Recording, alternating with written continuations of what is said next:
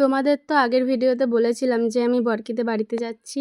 বিকেল বেলাতে এসেছিলাম ওদের বাড়ি। তারপরে তো পরি আমাদের তো দেখে এত হাসছে বলার মতো না, ওর মুখে সবসময় হাসি লেগেই আছে। সকালে উঠে দেখো পরিসোনা মানে আমার কোলে উঠে আছে, আর ও এতটা শয়তান, ও রাত 12টা ছাড়া ও সকালে মানে দুপুরে পর্যন্ত একটুও ঘুমাবে না। আর দুপুরবেলা দেখো আমি বসে আছি, ও আমার কোলে কিভাবে বসে আছে দেখো। দুপুরে নিজেও ঘুমাবে না, কাউকে ঘুমাতেও দেবে না। আমরা 3জন ওপরে শুয়েছিলাম তো একটুও ঘুমোতে দেয়নি, এত শয়তান হয়ে গেছে। আর সব সময় হাসবে সব সময়। আর দেখো বরকিরা সবাই বললো মানে ওদের বাড়ির সবাই যে আমি মাংসটা ভালো করি, ওই জন্য আমাকে মাংসটা করতে বলেছে।